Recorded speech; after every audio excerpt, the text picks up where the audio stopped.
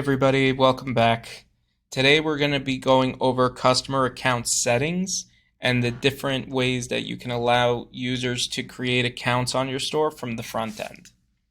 So we're going to start off in the Shopify admin section, and we're going to go to the bottom left to the settings, and we're going to go under customer accounts. So since 2023, Shopify now offers a new type of customer experience for all Shopify store owners.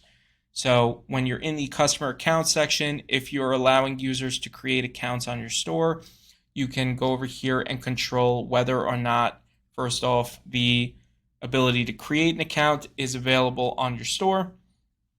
By clicking this button over here, this makes the link to the account section visible.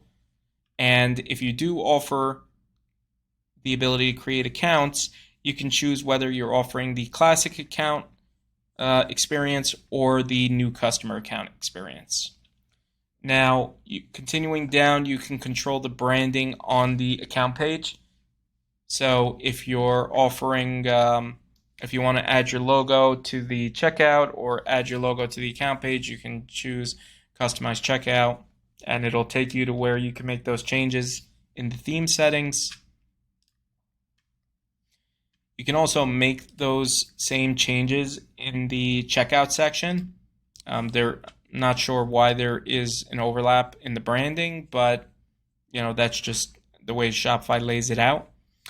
Now, in the account settings, so if someone logs into their account, you also have the option to turn on self-serve returns. So the way that Shopify normally handled returns in the past was that a customer would reach out to you either through your contact form or your phone number and request a return, and then you would go and send the customer a label or give the customer instructions on how to return their product, and it was a little bit more of a manual process.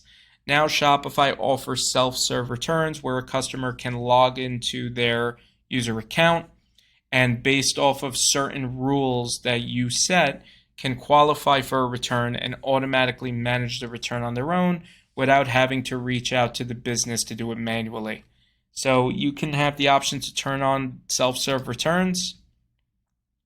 And if you do turn on self-serve returns, you can set your return rules over here. And you can include your return policy. These are the specific rules that you set. So you can set a return window. You can set how the return cost is being handled. So either the customer's paying for it, you're paying for it, or you're charging a flat fee for it. You can also charge a restocking fee, and you can disqualify certain categories or products from being able to self-return. And once those return policies are set, you can save them. So this is actually your policy section that we're going to address in a later video, but here is where you would set those return rules. And finally, you have the URL for the accounts page. So this will adjust to your domain name when you have a domain name set up. Right now, we don't have a domain name set up for this store, so it's just shopify.com.